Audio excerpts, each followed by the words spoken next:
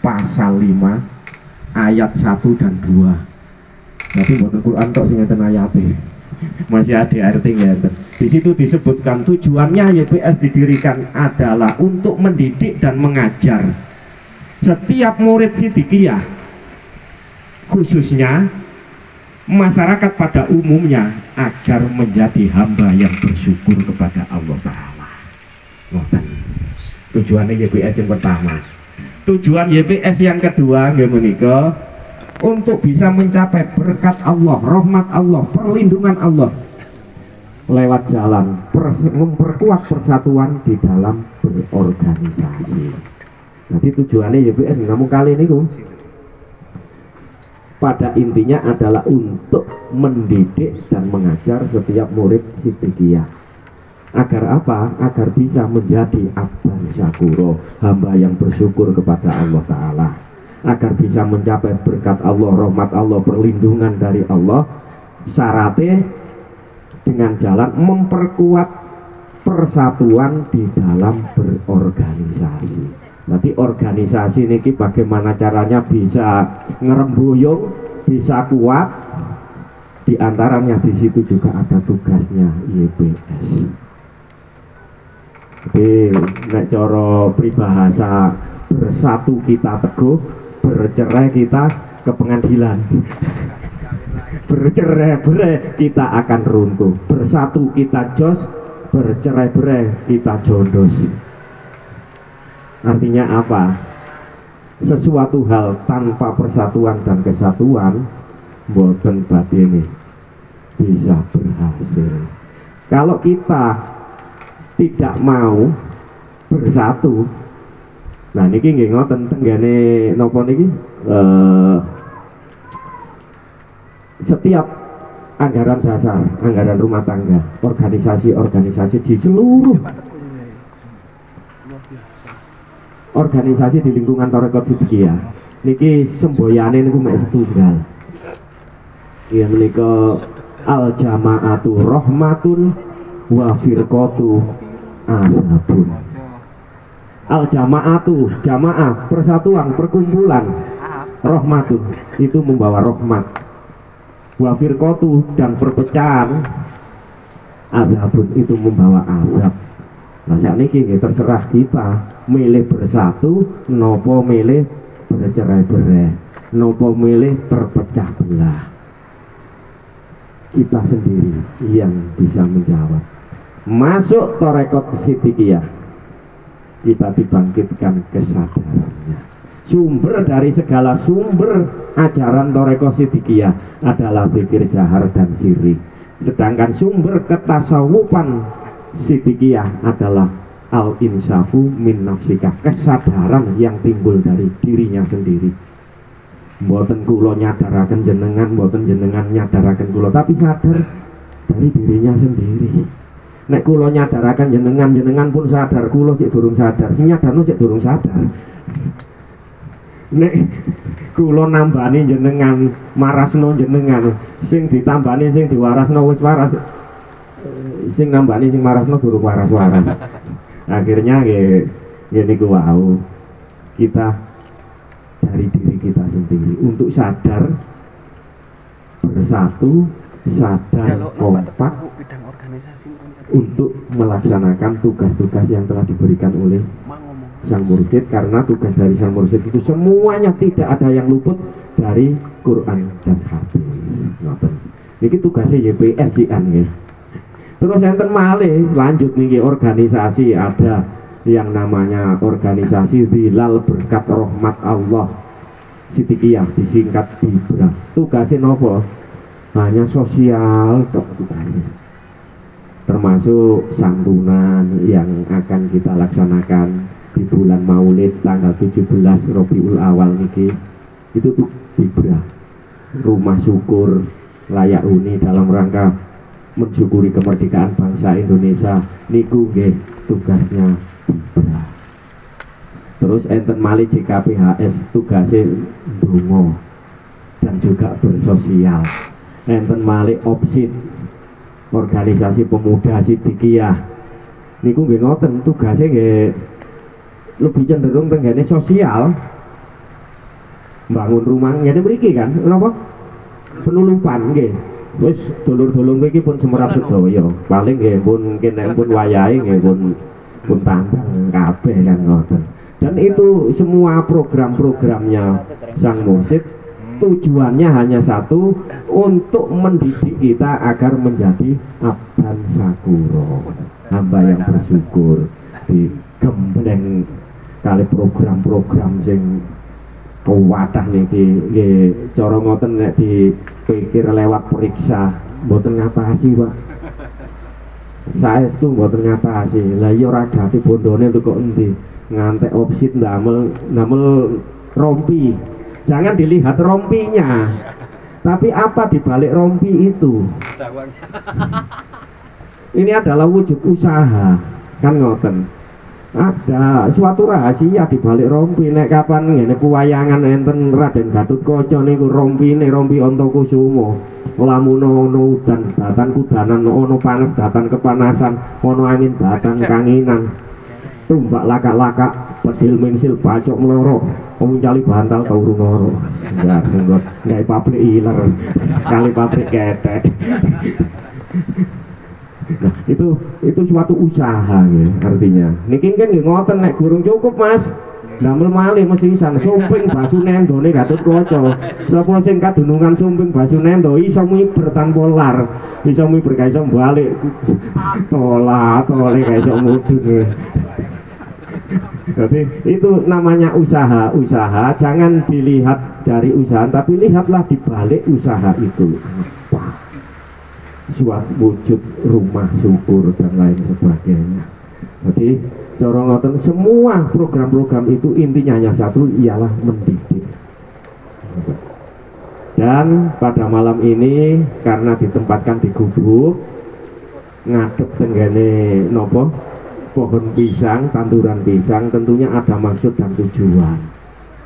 Jadi Gus Ferry niki ngundang kita niki intine iki lho aku wis usaha pohon pisang.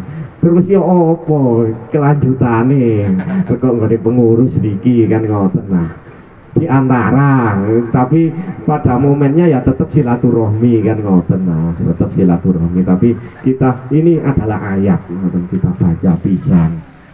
Nah, untuk itu tentunya di antara yang kami sampaikan program-program niku panjenengan semua ada yang belum paham, belum mengerti, kami berikan kesempatan nanti untuk tanya. Mbok menopo kepengin semurane mboten kepengin serak mboten napa-napa.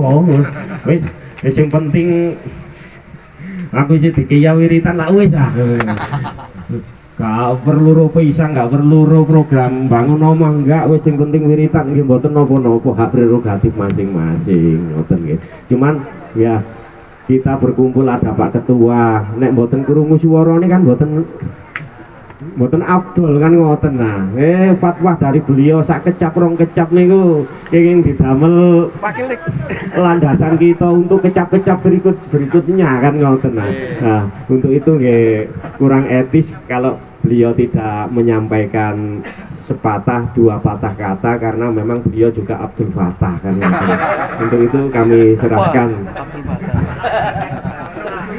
untuk menyampaikan hal-hal yang perlu disampaikan Bapak Ketua DPD, monggo.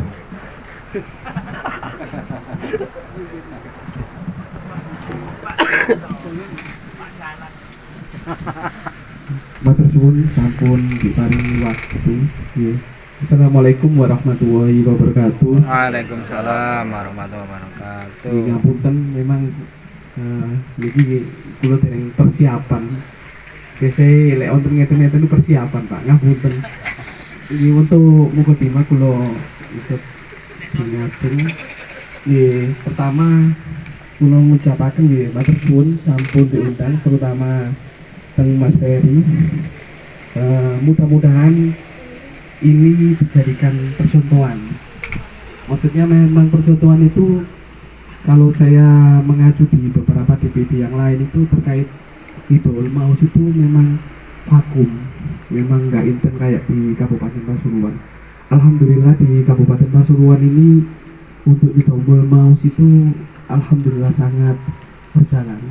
alhamdulillah memang kita memang butuh ya kayak Mas Ferry, kayak teman-teman yang ada di BPJ terkait Nidorul Maus, walaupun secara grafik memang kita masih belum bisa maksimal, tapi di Pasuruan ini alhamdulillah untuk pergerakan Nidorul Maus ini sangat luar biasa.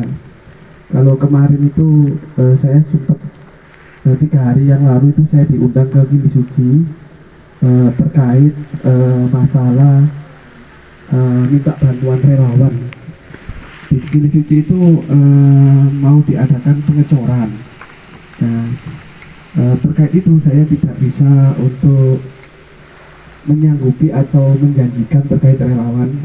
Saya sampaikan ke pengurus pembangunan pada waktu di Gili Suci itu untuk saya sampaikan, karena kan kegiatan yang ada di daerah kita sangat padat sekali. Tapi memang nanti untuk yang di Gili Suci kalau memang kita adakan relawan, kita fokus di daerah terdekat. Misalnya ya mungkin kita eksplorkan ke pengurus DPC kalau memang ada waktu, tenaga, mungkin pada waktu longgar, di monggo nanti kita sampaikan. Untuk terkait masalah waktu kita tinggal nunggu, karena kemarin itu hasil musyawarah dari pembangunan Gili Suci itu beliau Pak Yai mau sowan ke mana itu ke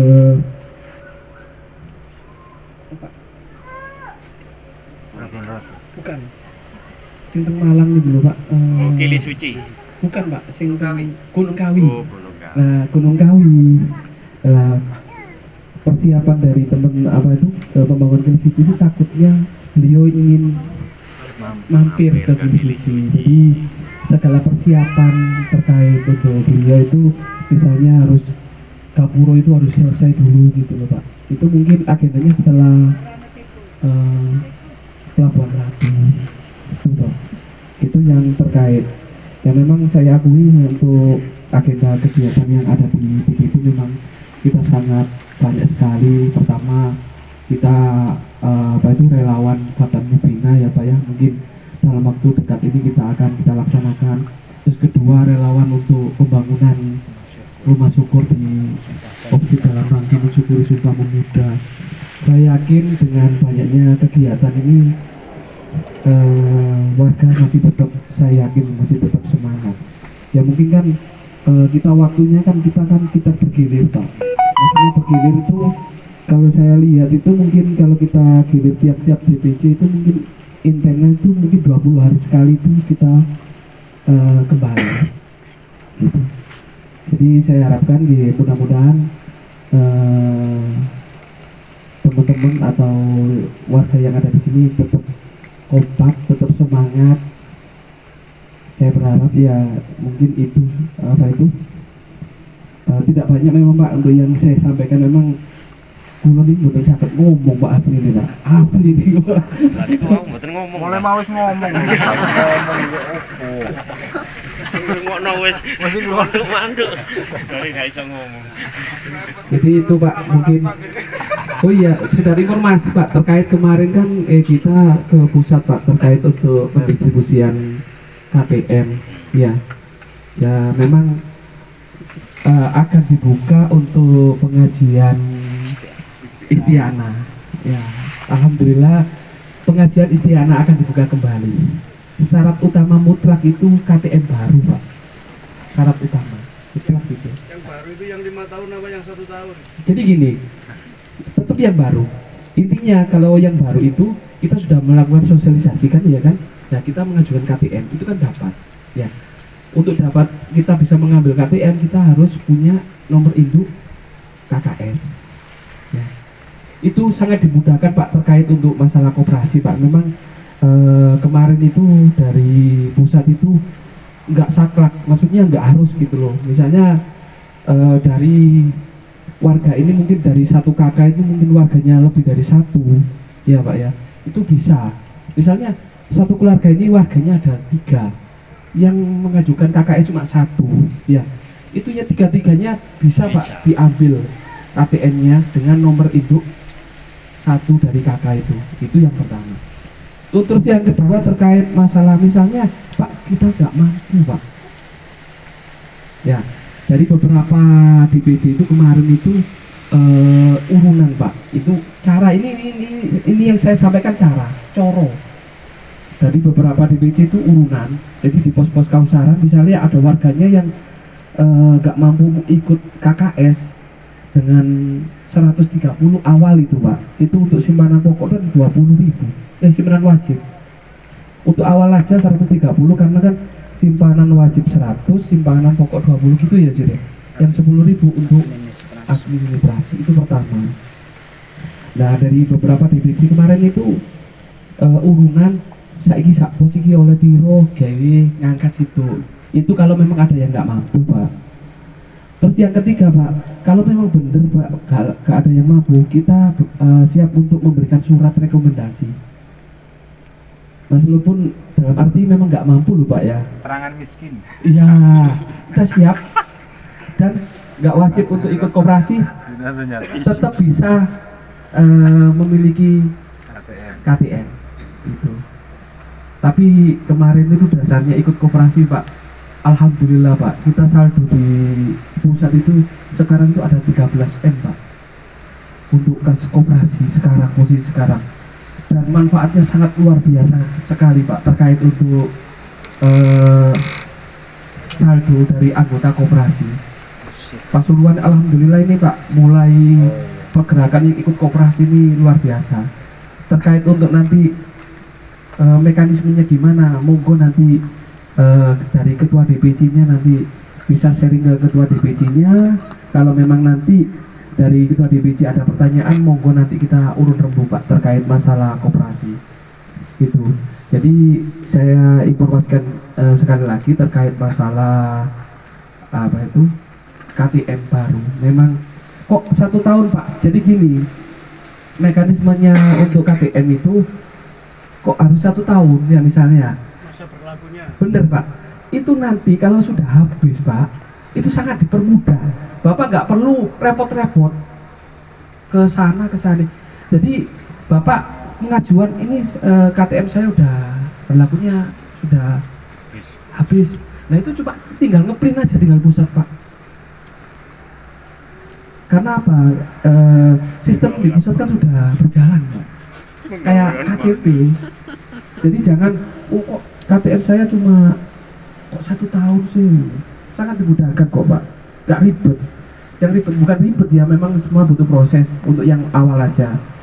Yang pertama nanti memang untuk kartu sosialisasi apa ya, sertifikat ya, itu memang kalau ada warga yang belum apa itu mengikuti, saya berharap untuk ketua DPC-nya untuk mengkoordinir ya, ini karena sangat sentral, sangat apa itu sangat vital Pak untuk terkait kartu sosialisasi. Nanti kalau memang ada, kita data di beberapa DPC untuk yang belum mengikuti sosialisasi. Kalau memang ini cuma sedikit, mungkin kita agendakan ke pusat. Kalau kira maksimal mungkin 100 atau mungkin berapa lah, kita maksimal kita undang pusat ke sini. Itu untuk apa itu sekedar informasi Pak. Nanti mekanismenya masalah apa itu KKS, monggo nanti ada pertanyaan terkait masalah itu, monggo tembriki diurutkan. Ini KKS itu saat ini mboten benten kayak kali ini Pak saniki. Saniki pen update saniki hitungannya pun segala nopo kegiatan segala misalnya gini Pak, atik gawe rumah syukur gitu loh Pak ya, misalnya di sini ini kok danai gak cukup, nyilih duit teko kono bisa Pak. Jadi saya harapkan bukan aku melok operasi tujuannya ingin utang, bukan Pak, maksudnya untuk mensukseskan program-program gawe oma misalnya dan masuk 50%, ternyata yang 50% ini kok seret. Nah, untuk mensukseskan itu selaku DPD bisa mengkoordinir untuk meminjam dana dari KKS. Ya dari situ ada kita dari pos-pos melakukan pertanggungjawaban terkait untuk pengembalian itu berapa. Dalam arti memang nanti sanggupnya 1 bulan, apa itu 6 bulan. Nah dari 6 bulan itu kita ansur. Nanti gimana nanti mekanisme itu. Sebenarnya kemanfaatnya untuk KKS banyak, sangat luar biasa. Kemarin itu dijelaskan secara rinci, terus di situ nggak ada, maksudnya unsur paksaan nggak harus enggak, cuma beliau itu apa ya, nilai kemanfaatannya itu sangat luar biasa kalau apa itu kalau tahu gitu. Ini ngapunten Pak, niku mawon nggih saged kula sampai akan kita ada pertanyaan terkait apapun saya kula saged jawab nggih, kula jawab mboten nggih. Kula ngoten mawon ngapunten. Kula akhiri, assalamualaikum warahmatullahi wabarakatuh. Waalaikumsalam warahmatullahi wabarakatuh. Terima kasih kepada Bapak Bata. Kayak ngomong tapi suwe ya. Nah, tadi diinformasikan oleh Bapak Ketua DPD OSIS yang kemarin rapat hari Minggu kemarin Pak. Mohon maaf, beliau mengajak saya, kebetulan saya juga nggak bisa mengikuti. Sekali lagi mohon maaf. Nah itu yang mendapat informasinya untuk pengajian isti'anah akan dibuka kembali oleh beliau sang guru setelah 2-3 tahun ya karena pandemi kemarin. Alhamdulillah Pak Bata kemarin minggu rapat itu berencana pembukaan pengajian isti'anah kembali. Dan yang kedua yang disampaikan oleh Bapak Robin selaku Ketua YPS yang mana sinkron dengan Sang Maha Guru. Kalau di ST itu namanya serutu atau seruan untuk bersatu. Nah, itu memang kalau tanpa bersatu pastinya kita akan kesulitan untuk menjalankan program-program di CPK ini. Sebelum acara selanjutnya, di sini kami DPD OPSIT Pasuruan ingin menyampaikan bahwa untuk peletakan batu pertama Rumah Syukur Sumpah Pemuda itu akan dilaksanakan tanggal 1 Maulid atau tanggal 1 Mulut, bukan 1 colok Pak, 1 Mulut atau tanggal 17 September yang Maulid yang mulut Bu colong akan dilaksanakan tanggal 1 Maulid. Dan informasi yang kedua,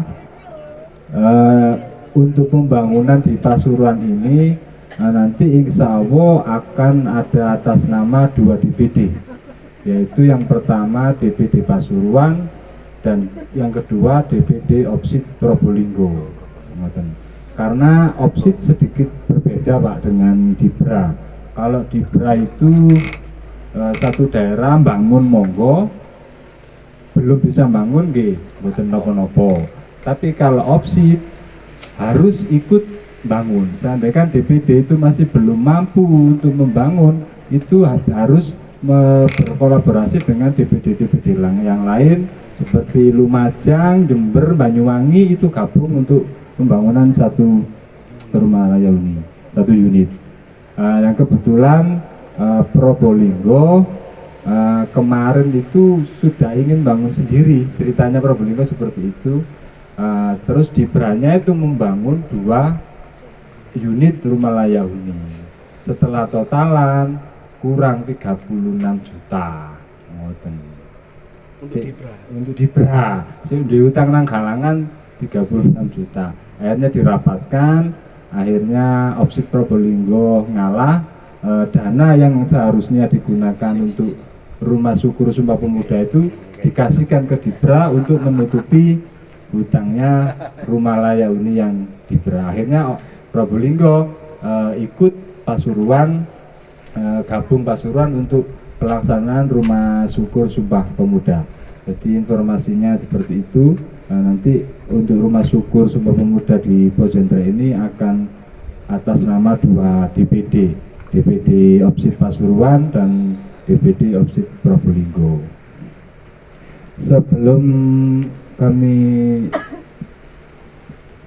tutup acara yuhul-yuhul, monggo barangkali ada yang ingin bertanya, mumpung ada Bapak Ketua DPD dan Bapak YPSI, monggo.